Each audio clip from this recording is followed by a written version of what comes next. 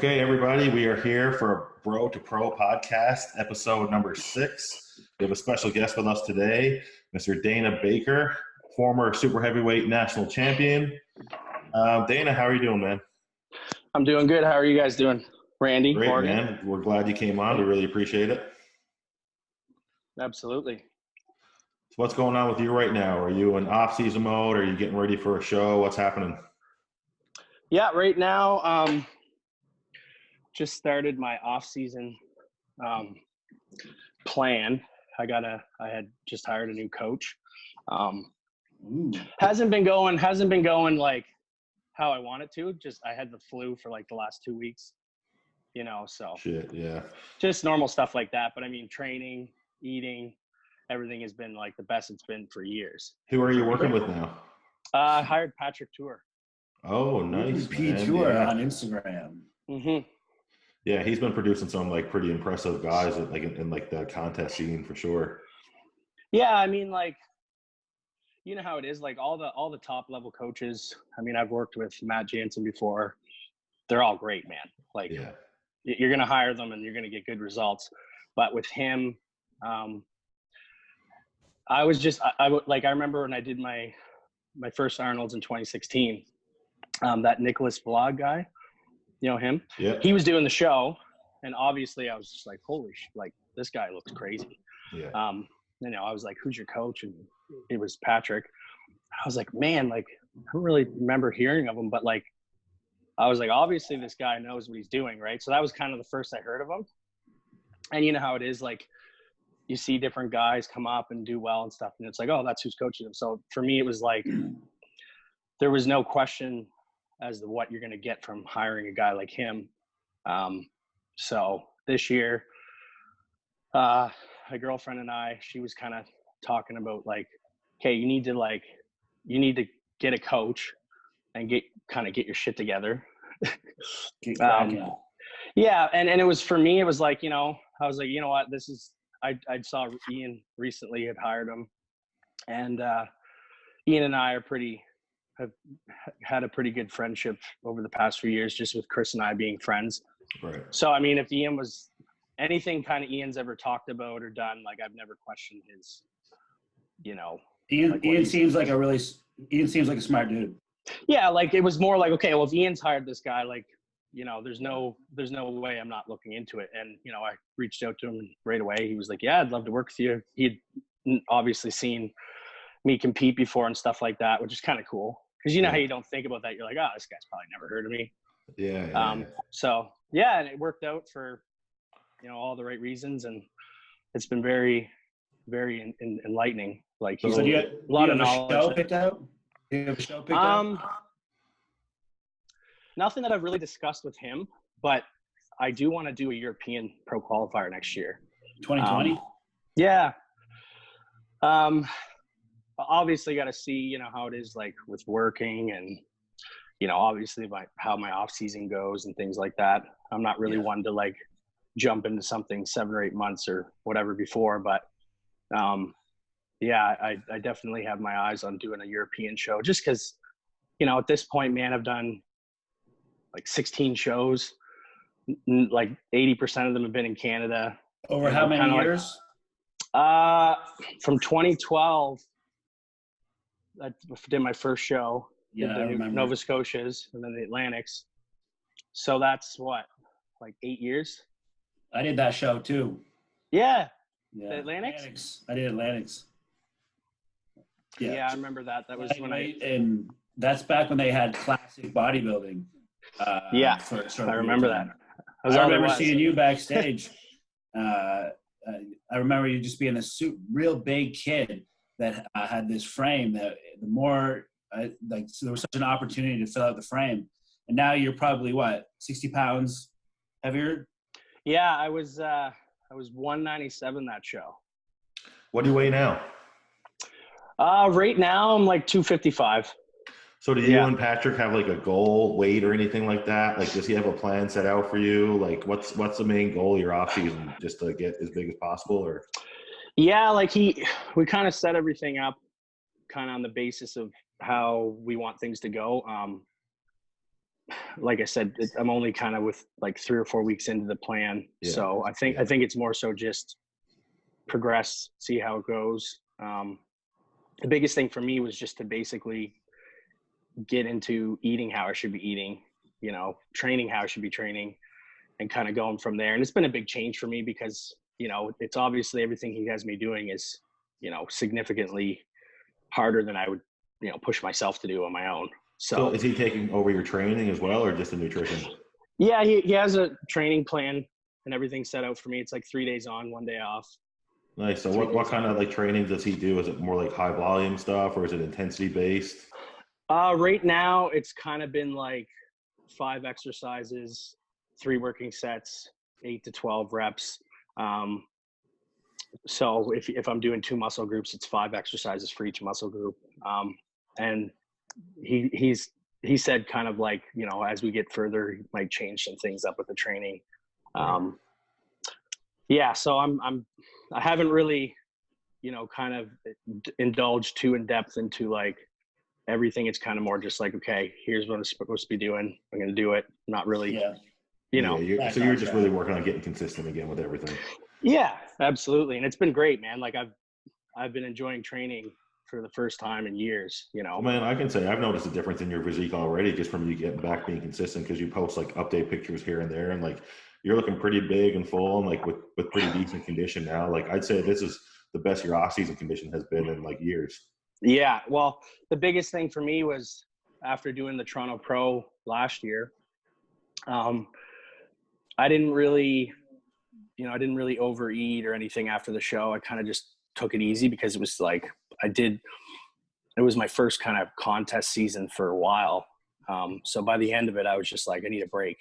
So I just kind of chilled out, never overate, you know, took some time off of, you know, all the supplements and everything. So kind of by the time, you know, September rolled around, I started pushing myself more on my own and stuff, and now starting up with him. So I never really had a chance to get fat. yeah, for sure, man. So let's pedal back a bit. So I just want to, like, you know, I'm sure a lot of people watching this are going to know who you are and everything, but for the people who don't, like, just talk a little bit about how you like first started in bodybuilding, like what made you want to compete for the first time, like if you played any sports before, like just go over a little bit of that for us. Well, I was, you know, one of those kids who pretty much like in high school and stuff, my whole life was sports. Like school to me was just, I went there to play sports, like, you know, played, you know, volleyball, basketball, soccer, track, pretty much everything I could sign up for that didn't conflict. But basketball was definitely my sport, kind of like you. Yeah. I was going to play at the university level, but in my senior year, I tore my ACL. So, you know how it is in Canada. I couldn't get a surgery for a year. So at that point, I kind of remember that was the first time I really ever kind of experienced a depression in a sense, because that was like, it was like I was shattered. I was like, you know, I've been playing basketball and practicing and training and for years. And now it's like, you know, I kind of in the back of my head knew that if I took a year off of competitive basketball, it wasn't going to come back. You know what I mean? Yeah, totally. So the only thing I had, and the thing is that the year prior I had started training, because when I played in my grade 11 year, I was like, man, I'm too small. Like I'm not tall. So I had to get either stronger or faster. So that was kind of my basis of getting into training. But when I started training, man, I just noticed like I grew like a weed. You know, I was the kid in high school. Everyone's like, oh, he's taking steroids and this and that, you know? Yeah. And I was like, no, man, I just bought a weight gainer, you know? Yeah. So then when I got to the point where I tore my ACL, I was like, all I have is training. So I just went to the gym 5 days a week and saw what I could do. And I just kept getting better and better. And by the time university rolled around, you know, went to Acadia. I don't know. You guys probably know where Acadia is. So when I went there, that's where I actually met Andrew McKinroy. And so Andrew and I kind of linked up in Meal Hall, and he was like, man, you look really good. Da, da, da, da. And he was like, you should think about, you know, competing. And I was like, you know, I was a huge bodybuilding fan. I was never thought about doing a show. So he was like, no, you should go watch the show this year and see what you think. So And I was training with the football guys. So it was all like hardcore training with the football guys and stuff like that. And it was like squatting, deadlifting. And then I had my surgery that so year you did as have well. the surgery after. Yeah. Right. So when I kind of recovered from that, I had watched my first show, and I remember watching the juniors, and I was like, I could beat those guys for sure. Yeah. You know, not really in a cocky way, but I was like, I could do that. So then I just trained, everything like that the following year. And then that's when I started prepping for my first show at 19. Yeah. Sweet. So it was kind of history from there. Right. Yeah, for sure. So like, when did you kind of like obviously you have good genetics for bodybuilding. Like you had wheels, you've always had massive legs. Yeah. Like when did you first realize like this could really go somewhere for you? Was it after your first show, or did it take a little while after that? I don't really know if I kind of clued in. Like looking back, I think it was more so I was just put more weight on, eat more food. And it was just kind of like things kept progressing and progressing. So in a sense, it was like, I knew if I put my effort into it, it didn't really seem like I was like doing something that wasn't working with my body. And I love training.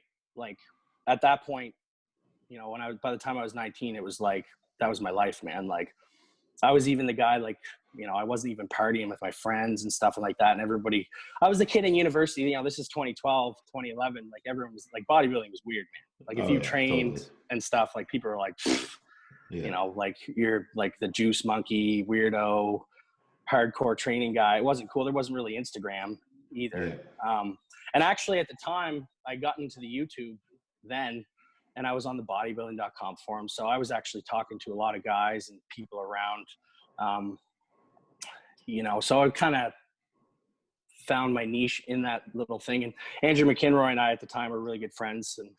And he was kind of pushing me to like kind of do it, because he was just always like, no, man, you should be doing this. Like you should be doing this. Did you have anyone helping you for those first couple of shows you did? Did he help you, or did you just do it by yourself? I actually hired Mike Johnson.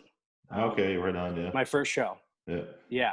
So I worked with him my first show, and then I remember after that show, man, like I had an eating disorder. Like I was a total mess. Like, how it is. Like, up, yeah.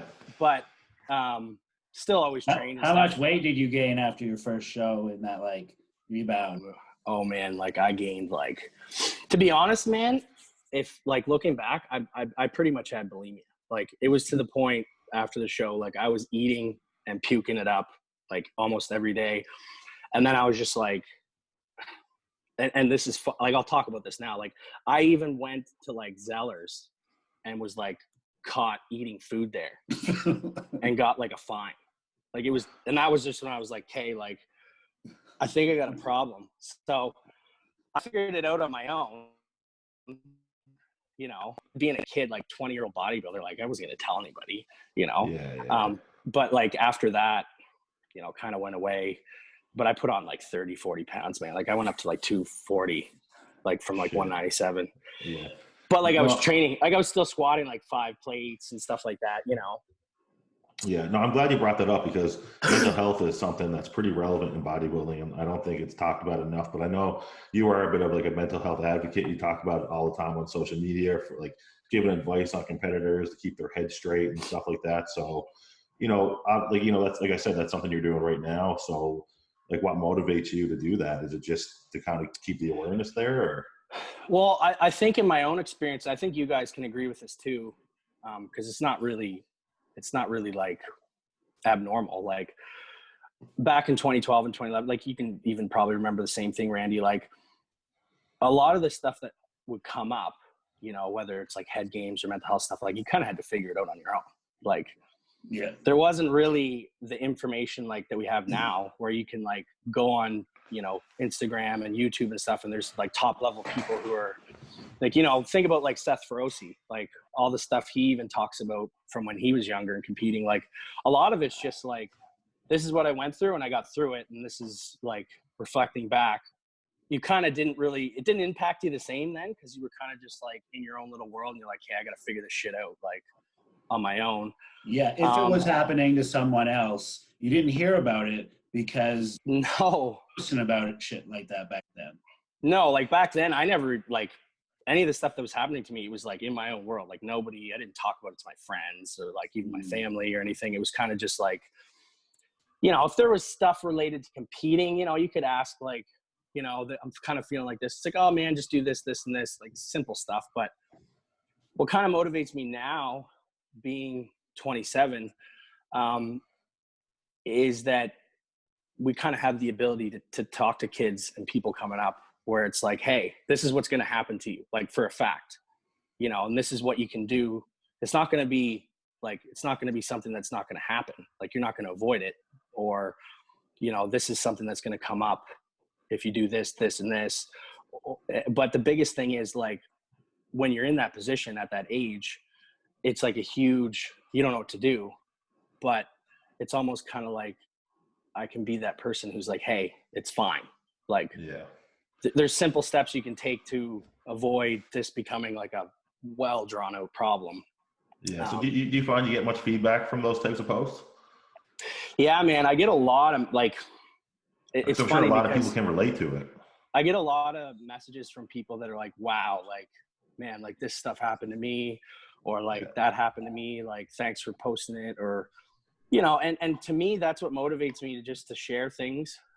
Cause I'm not insecure about it. Like, I really don't care, you know, like I have nothing to really hide, because the thing is, half of the other people, are pretty much everyone, like they're going to watch it and maybe they won't say anything, but they're like, oh shit, like that's happened to me, you know? How much do you think PEDs like have a impact on that? And just the sport in general, like at the amateur level, like new people coming into it, like, you know, do you think like PEDs almost have like a negative impact, like, you know, pressure with guys and girls that are just getting into it to like get on PEDs super quick before they even start competing or to do their first show?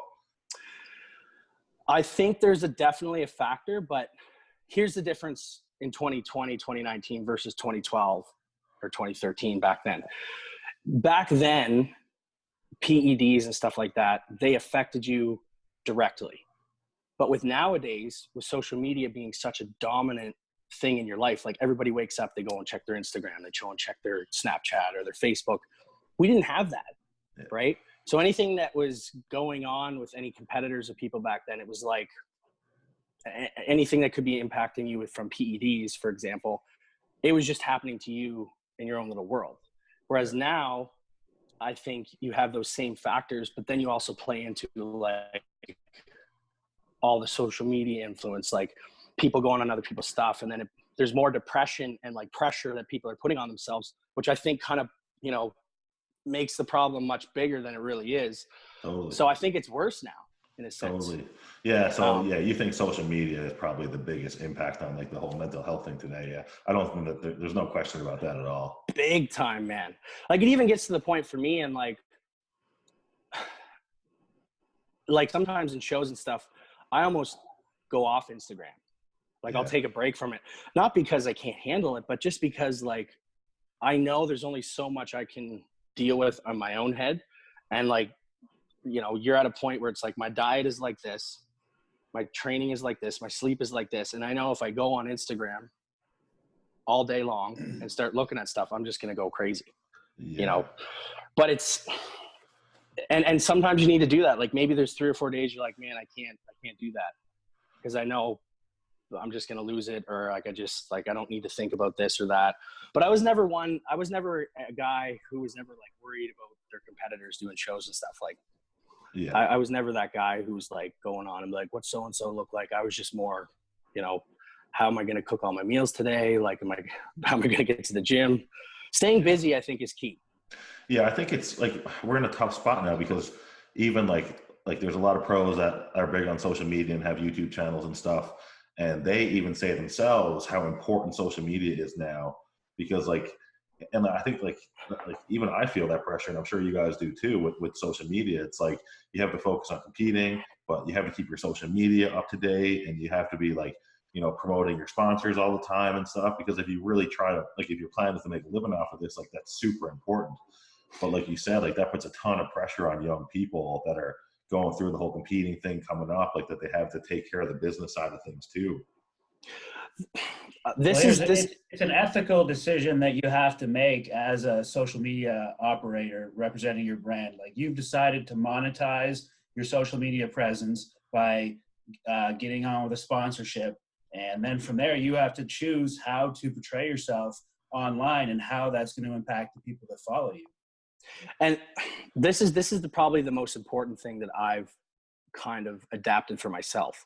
So if you guys go on my profile, you'll notice that like I only follow like a couple hundred people. Yeah. And I think that's the very biggest, most important thing. And it's not because I'm an asshole and I don't want to follow people and give people follows, but I find if I keep my social media, like, what do you call that? Like your main page. I think if you keep that, like some people follow like 1,600, 1,500 people and you've got all this stuff flooding in, right? And for me, it's always been like, I just follow the people that are positive, that are relevant, like friends or, you know, people that I, you know, like, and there's even people that I am close to and stuff I don't even follow and I just don't even know. And then they're like, hey, you don't even follow me. And I'm like, oh shit, sorry, man. Like, you know, man, or there's people that I'm like, 100. There's people that I'm like, go ahead. So there's people that like for instance, like there's probably been times I wasn't even following you, Morgan. I'm like, holy shit, I'm not even following Morgan or like so-and-so or whoever. And I'm like, you know, and then I'll be like, oh shit, follow, right? Like, cause you just, but for me, I think that's the biggest thing. If you can kind of control what's coming into you, especially with the amount of followers I have, man, like, and you'll even notice too, like, I know, like I'm good friends with Chris and like Chris doesn't have a crazy amount of people he follows either. Yeah. Because like he just can't, man. You just can't take all this like stuff coming in, you know. And for me, that's been an easy way to kind of help mitigate all that flooded traffic, you know, and people following like all these like girls and like whoever and like and I'm just like, man, like no, like I think that's really good advice, man. Honestly, I do, because you have a really good point. Like, especially with like how it's so hard for us not to compare ourselves to other people and other competitors. And like, the more people you follow, the more shit you're going to see that you're just going to compare your own life to, that could end up making you kind of feel like shit about yourself, which is like going back to the mental health thing, like we mentioned earlier, like that's like the biggest proponent of that. Yeah. And I think a lot of people don't take, like, a lot of it is too, like, you know, you like, there's friends and people that I care about and stuff over the years that like I've had to unfollow them and stuff because like the content and stuff they put out, I'm just like, I don't want to see that shit, you know, like it doesn't do anything for me. Like I would rather have a conversation with that person when I see them at the gym or like out in a boat or whatever. But like, I don't need to see all this stuff because sometimes it's not really like beneficial for me. And I think people are afraid to kind of take care of themselves in that sense because they're afraid to offend people. Right. But like, I really just don't care, man. Like if people are upset that I don't follow them or whatever, it's like, you know, come on, like. Yeah, it's minor. Yeah, it's minor. Let's switch gears a little bit. I want to talk about, I know you have a strong stance on pretty much how the pro cards are dealt in Canada. And I know yourself, like we said at the beginning of the show, you were a super heavyweight champion at one point at Canadian Nationals. I think that was 2016. Yeah. Yeah, and you just missed the pro card, I would say, by like a hair.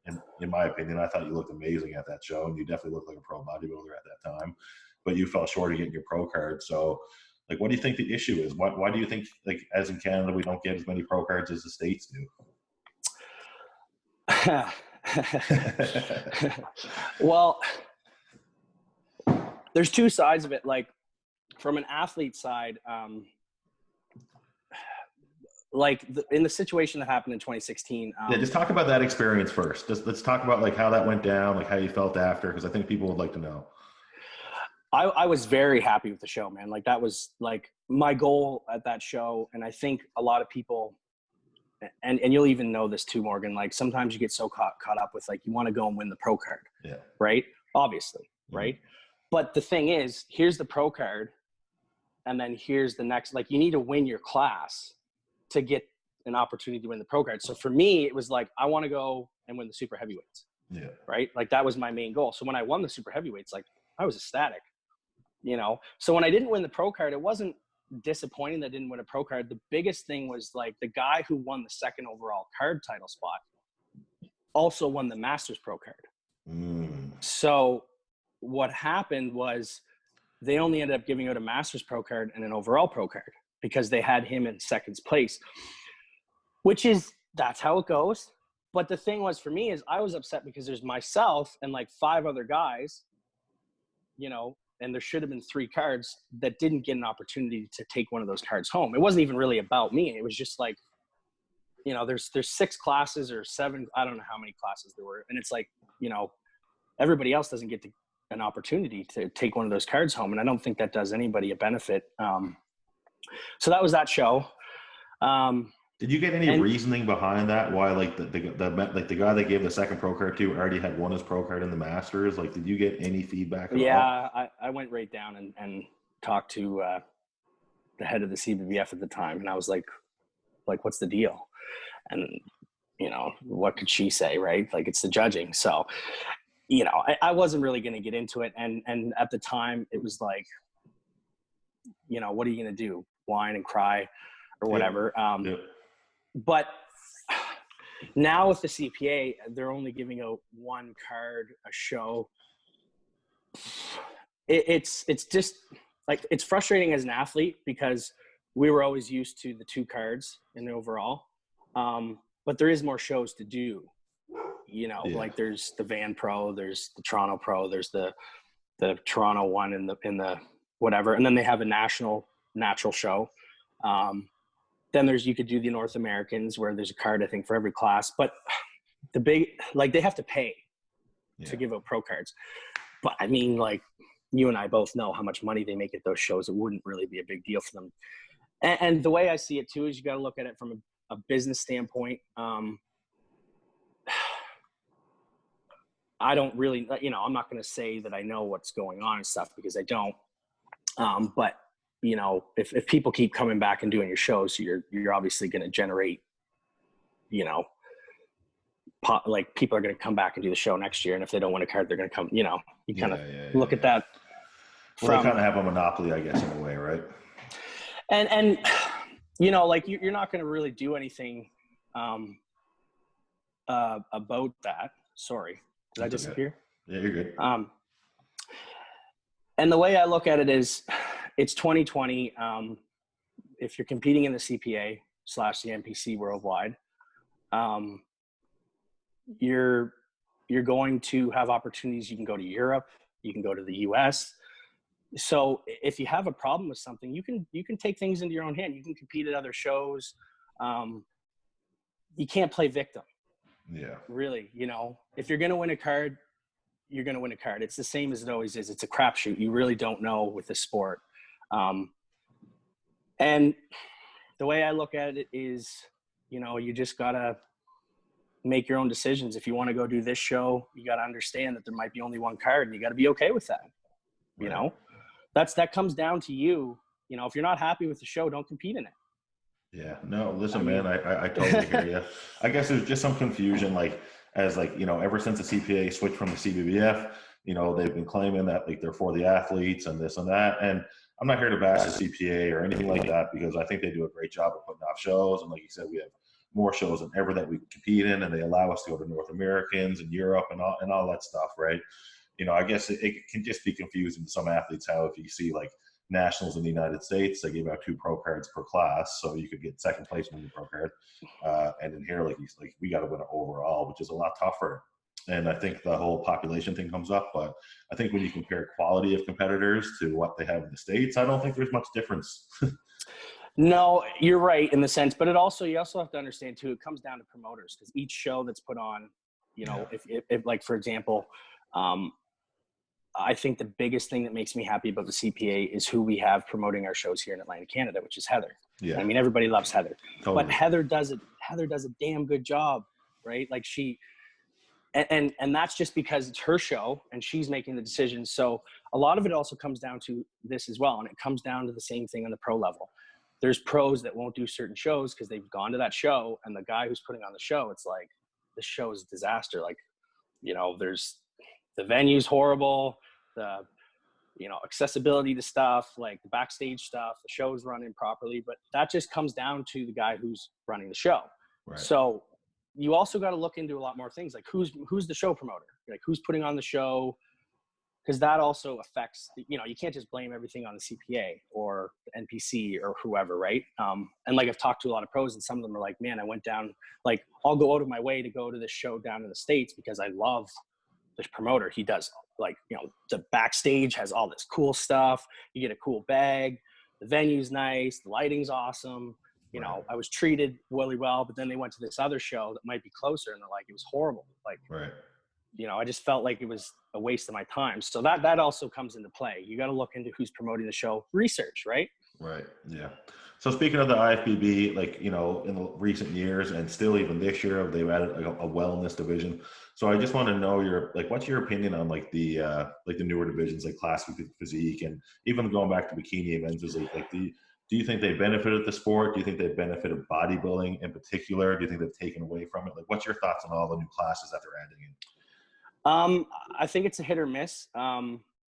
It depends on the athlete, but I really think it's nice that there's other options. Like, for example, you go back to like when Randy and I started competing, early 2011, 12, 2010, stuff like that. You had very limited options, right? And the way I see things too, especially now that they've added in the natural like regional shows, the natural pro qualifier shows. Now they even have a natural pro show.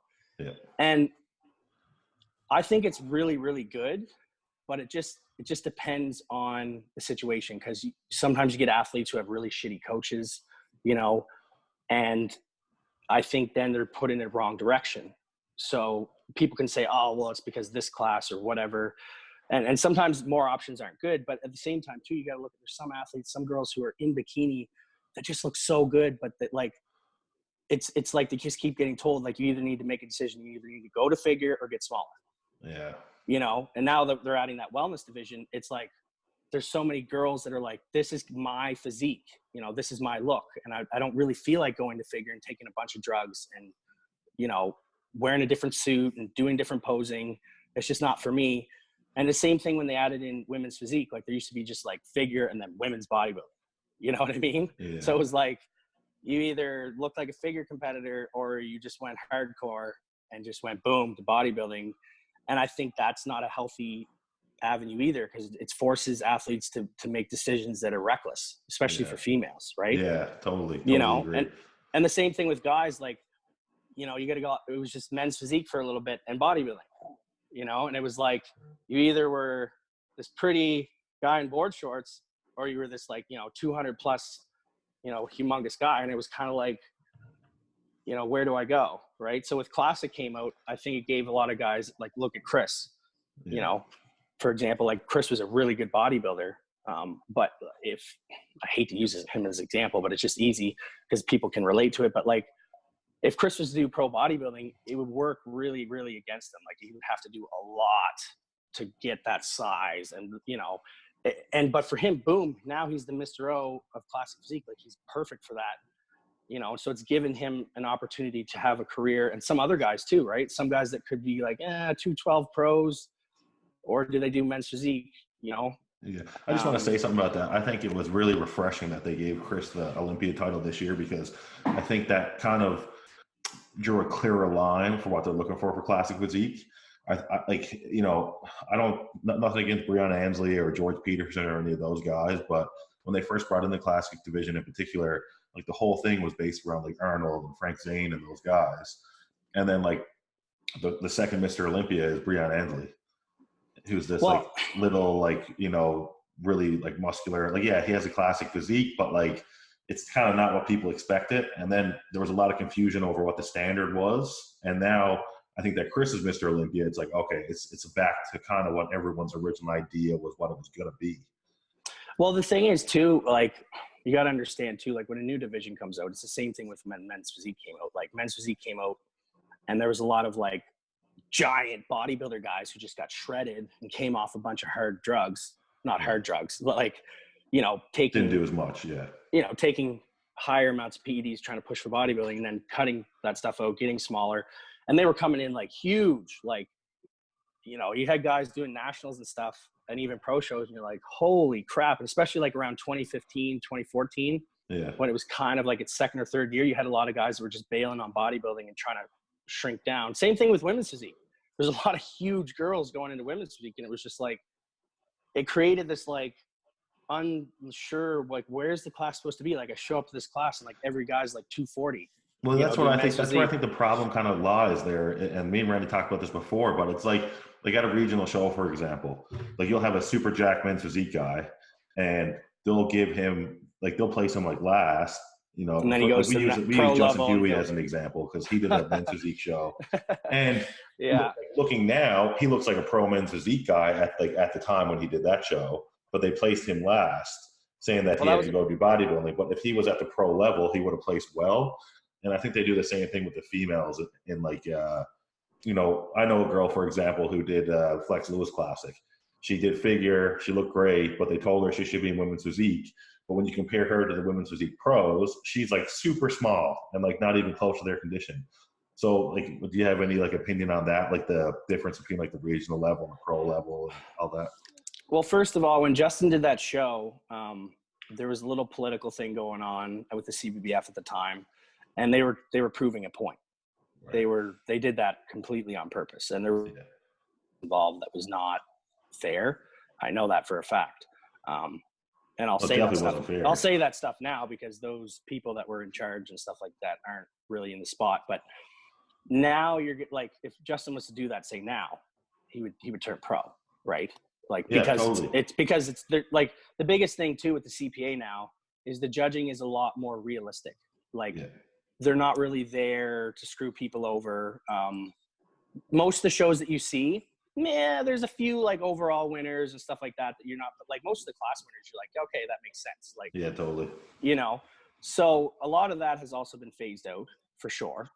With the CBBF, there was a lot more like political stuff. Like if you were from Quebec and Nationals was in Quebec that year, like everybody freaking knew that someone probably from Quebec was going to win, or the Nationals were in Ontario that year, somebody from probably Ontario was going to win. You know, there was a lot of that stuff going on because politics.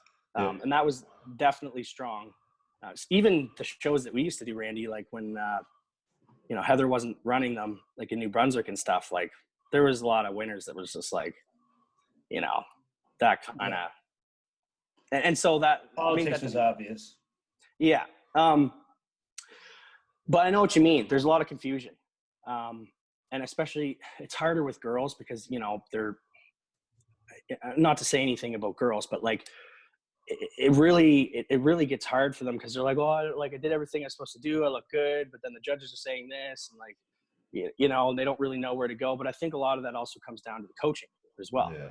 You know, some of these athletes have coaches that are, you know, not really like you can almost say like, okay, well, this is more of a coaching thing. Like they should have had better advice or, you know, they should have had better insight in what they were getting themselves into. Cause like, for example, if I was coaching a client and they did say like classic physique and bodybuilding, and maybe they were a really big fan of bodybuilding, but they looked way better in classic physique. Like I'd tell them straight up, like, look, you should probably forget about the bodybuilding thing, even though you want to be a bodybuilder, because this is where your career can go if you focus on classic physique based on your judging, based on your look, you know, and then that's kind of up to them to decide if they want to, you know, be upset at me for, you know, shattering their bodybuilding dreams or whatever, you know what I mean? So, yeah. And I've even heard of guys too, like they've entered men's physique and they've also done classic and some other stuff. And then they weren't really a fan of men's physique, but it's like, dude, if you do men's physique, like you're probably going to go pro. And they just don't like to hear that because it's not really the narrative they want to play in their head. And that also comes down to like just kind of realizing your genetics too, right? Some guys really, really want to do, I remember guys that were, you know, Randy, like doing middleweight show, like classes and stuff and taking like PEDs, you know, backstage, you're pumping up and they're like, oh, I was taking this. Injecting backstage, that's going to help. Or no, but just like, you know, kind of telling you what they took and stuff. And I'm sitting backstage. I'm like, holy shit. Like that's like 4 times the amount of stuff I took. And I've got like 60 pounds on this guy. And it's like, that's probably not for you, man. Like if you're going to put your health through that, you know, just because you want to be something that probably your genetics aren't going to allow, well, you know. That's when you get guys burning out. Let's get back to you a bit, Dana. So I know you have a big boy job along with your bodybuilding career. So, and I know it's somewhat recent for you. Let's talk about that a bit, and like talk about how you can still live the bodybuilding lifestyle even though you're working a lot and like a job, from what I understand.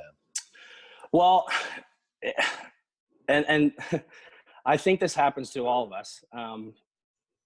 When I did 2016 nationals, I wasn't really career oriented for my financial like aspect of life. I was kind of just like, I had a sponsor like Mutant at the time, and they took care of a lot of my expenses. So I didn't have to stress too much about investing a lot of my income into competing, because I could go do a show, hotel, blah, blah, blah, flights, all my supplements, like they'd fly me here, do photo shoots and videos. So like there was a lot of stuff I didn't have to stress about on my own. So it was easy for me to just, I'm going to do that show, this show. But at the end of that 2016 Nationals, I think I did 5 shows in 12 months. Wow. Right. Shit. So, and I was spending a lot of money. Yeah. And I was just like, I can't afford to do this shit. Right. Like I'm not going to be able to like, save up for a house someday, or like pay down my credit card that I should be paying down, or like, like saving for this, or like if I want to do this, I'm kind of like, So I kind of just started looking at different careers, and the railroad career thing, I randomly applied for it. I had no idea what it was. And they kind of called me up, interview on the phone and this and that. And I was just like, okay. And I just kept going through it. And then they had a face-to-face interview in Moncton. There was like 40 guys, and they sat us down and kind of told us like what the job was about. And then they told us how much you'd make. And I was just like, holy shit. Like, I'm definitely down for that. Right. It was like, $80,000 to $100,000 a year job. And I had no idea. And I was just like, what? Benefits, pension. So I just took a stab at it. And at the time too, like after that year, like I had a lot of mental health stuff going on, and I was going to plan on taking the year off. So that career came into play, and I just kind of was like, you know what, this might be the way I saw it was like, I don't know if this is going to work with my bodybuilding, but right now financially I need it. So I focused on that, got my training done and stuff like that. And then as it got into the job and started, feeling out how the hours were going to work and like the kind of activity and stuff, I kind of started finding a balance for training and stuff like that. And then, by the time this year came around, it was pretty easy for me to, like, it's 40 hours a week. Yeah. Most jobs are 40 hours a week. Right. So, and it's a lot of walking. It's not really like lifting stuff. It's a lot of walking. Like you pretty much do like, like probably depending on the job you're working, you can pretty much do like, I would say about the equivalent of like 2 hours of cardio, 2.5 hours of cardio in a shift. Right. But it's like light paced walking. So, and it was outside.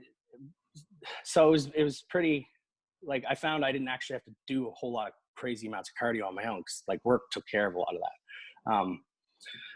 But like you just figure it out, man.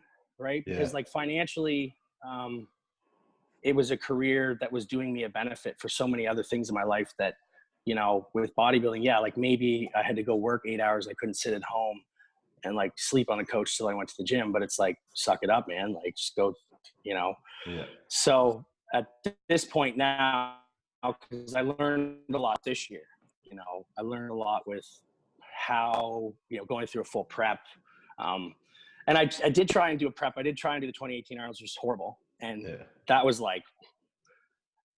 just me not really, I wasn't prepared for the work thing. And, and I kind of realized then I was like, hey, I need to get this better under control before I actually do another show. So this year was like very enlightening for it. It's very manageable. Right. So you feel like you got to figure it out? Yeah. And I mean, like the other thing is too, like I'm at the point with my seniority that I can pick different shifts that I want to work that work for me. Right. That's great.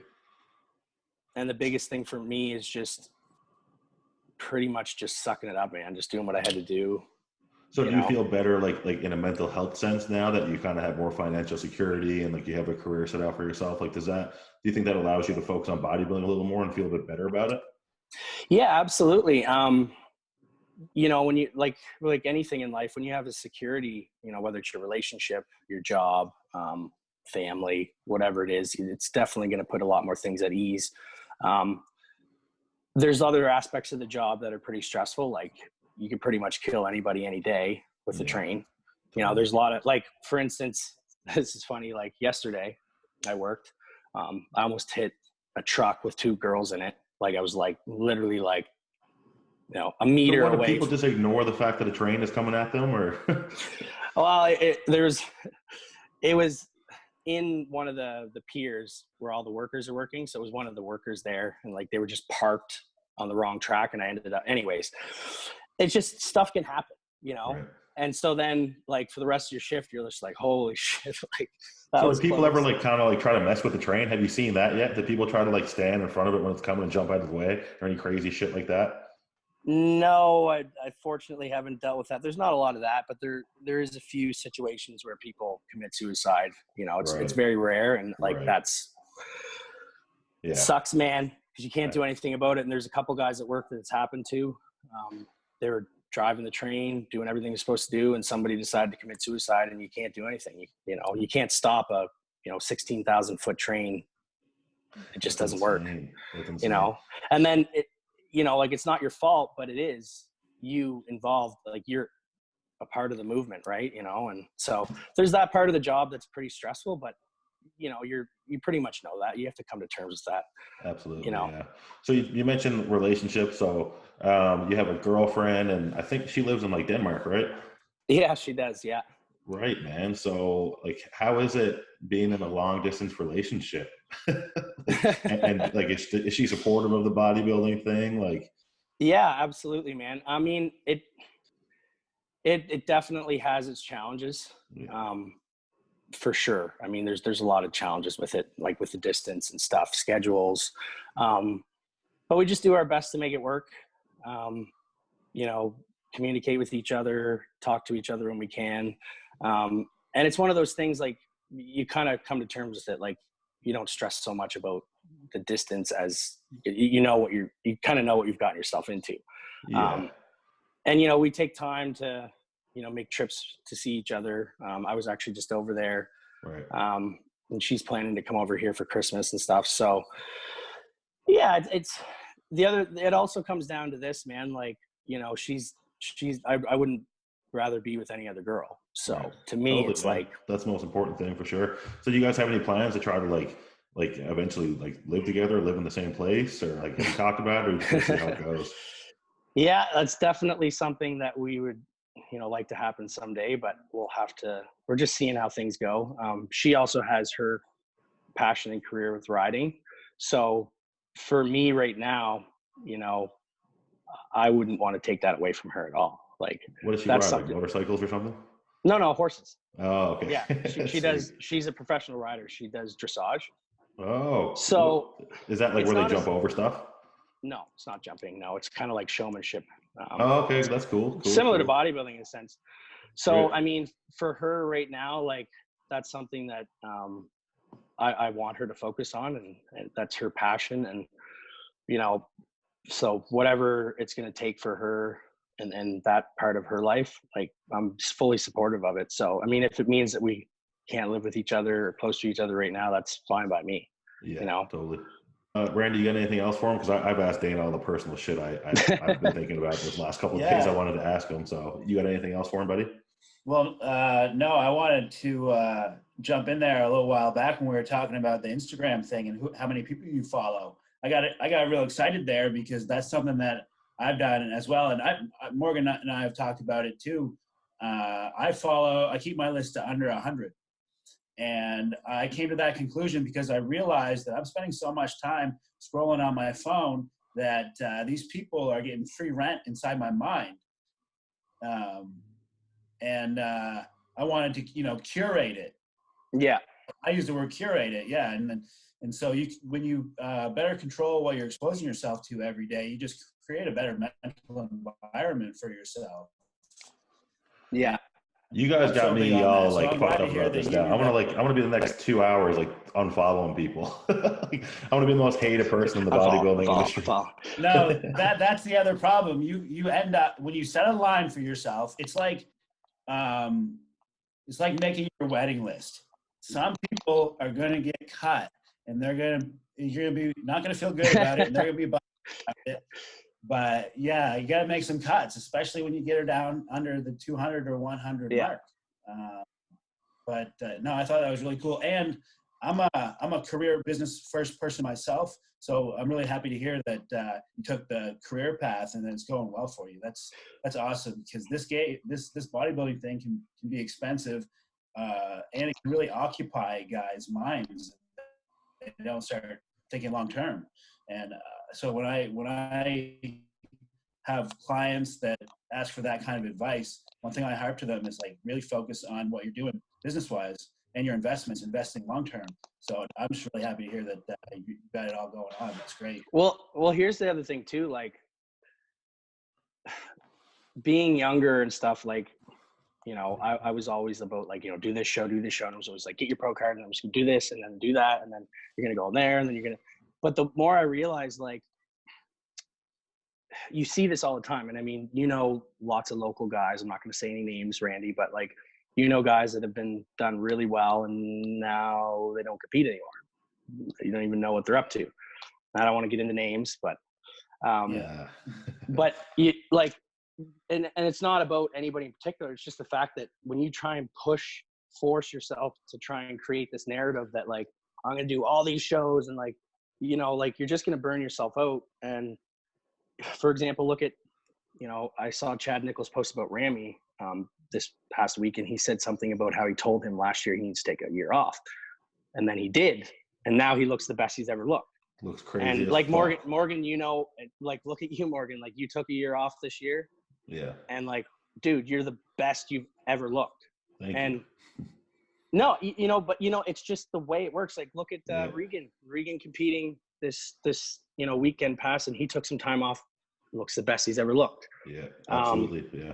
You know, and the biggest thing is like, if it's going to happen, it's going to happen. You don't need to rush it. You don't need to force it. And it's better for it to happen when it should happen, because then you're going to have a longer career. And like, that's great advice. Like there's these kids, man. And they're like, man, like I talked to like quite a few different guys and stuff. And they're like, man, like, you know, I want to get my pro card by 21 and then I want to do this. And I'm just like, why set your limitations? Like, what if you got your pro card at 26? What if you get a 36? Like, what's the difference? Like, you know, what are you gonna, if you're gonna get pro card by 21? Like, do you think, you know, I'm here, like, are you prepared to do like 20 to 30 injections a week? Yeah. You know, are you prepared to finance yourself? Like, what are you gonna do for a job? Like, how and that's kind of where my headspace went after my last nationals, because I was kind of going in there with the pro card mindset and like things didn't go my way. And like, that's when I ultimately decided, like, and I talked to a few pro guys too. Like I talked to Fouad Abiad, he got in my head a bit, and he was even like, okay, so if you won your pro card today, you know, then what would happen? You'd still have to take a year or two off to be a good pro. He's like, your ultimate goal is to be a good pro. Right. And I was like, yeah, that's right. And he was like, so what's the difference? He said, now take a year or 2 years off. You can get your pro card, and then maybe you can be like kind of a good pro starting out, or be closer to being like a good pro. Right. And here's the other thing too. Some of the best years that any pro or any competitor's ever had is their amateur shows, man. Yeah. So I've lost so many pros that I've heard have been like, man, like, I wish I had done more amateur shows, because like now I know if I go to a pro show, like I'm probably gonna get like, you know, like 8th, 9th, 10th. Whereas like, you know, like I can, like, even now, man, like I remember doing like this nationals and that nationals, and you're battling for like 3rd or 4th or 2nd, and it's just like, it's, you know, at the time you're like all stressed out and pressured and stuff, but looking back, I'm like, man, that was so much fun. Like I became a better bodybuilder. Like I was like, you're going to be more prepared if you have a longer amateur career, going through all those hiccups and stuff as an amateur, so that when you hit the pro level, like you're not going to be, you know, dealing with all these things that you still have to figure out, you know, because you got a lot of guys that, you know, that are those one-hit wonders that they do this show, then this show, and then this show, and then they hit the pro levels and they just don't know what to do. You know, like they can't handle that they won, and now they're getting like 12th, and they just don't know how to handle it. And it's just like, honestly, the amateur years are fun. People should enjoy them. That's why I tell people, like, even my clients now, like, they're doing shows, like, say they want to do this show, and like, do this class and that class. Like, figure it, like, you don't have no idea how, like, you could go and do this class and then not do these other classes, and that's the only feedback you're gonna get. But if you do this class, like, that's why, like, when we were younger, like, I did juniors and I did opens, like, get as much stage time as you can. Enjoy it. Like, if you're a girl and, like, you're not sure, especially now with wellness, like, do bikini and wellness. Use the same suit. Yeah. They're just going to judge you under different criteria. Or, like, if you're doing figure, do women's physique. Just see how it plays out or whatever, right? Well, I think we can speak on that probably more than most people, Dana, because, like, we, you know, probably initially when we first got into bodybuilding, we set those, like, those quick goals for ourselves. Like, I want to be pro, like, by, like, when I'm this age, and we both learned, like, surprise. Yeah, man. Even you, like, you won nationals, and, like, you still never got your pro card, right? So, like, you know, if anyone can take anything away from this particular part of the podcast, it's that bodybuilding is certainly a marathon. And when people say bodybuilding is a lifestyle, it's because it is a lifestyle, because it could take your whole fucking life to reach your fucking goal 100%, right? So, yeah. And the other thing is too, like, there's no pressure. Like, there's like, people don't understand this. There is no pressure. Yeah. This is a sport. You choose to do the diet. You choose to enter the show. You choose to stand in front of the judges. So all of this is, like, no one's forcing you. Like, you got to go and compete at the show and, like, it's, you know, there's no pressure. So, like, there's no rush, you know, and if you're not enjoying it, figure out why, you know. Totally. And don't do it because your friends are doing it. Please. Oh my, I hate that too. Like, people are like, I'm going to do a show because my friends are doing it. I'm like, you really want to diet and do all that stuff? You know, you're in for it, man. Like, I tell people this too. Like, I'm not a huge advocate on competing. Like, I love the lifestyle. Like, I love training. I love training. Yeah. Like, I love going to the gym. Like, that's my thing. It's always been my thing. But, like, you know, people want to get into because, you know, the whole social media thing, that's it, man. Stuff like that. Yeah, that's it. They want to have that trophy and do the pose on stage and be like, I'm thankful for blah, blah, blah. Yeah. You know, and they want to have a sponsorship and stuff like that. And, you know, it's all great, but do it for the right reasons, right? Like, yeah, you gotta love it, man. If you're doing the sport just to be a part of something, or just to be involved in some type of clique or niche or whatever, it's not going to last long for you, because first of all, you have to love training.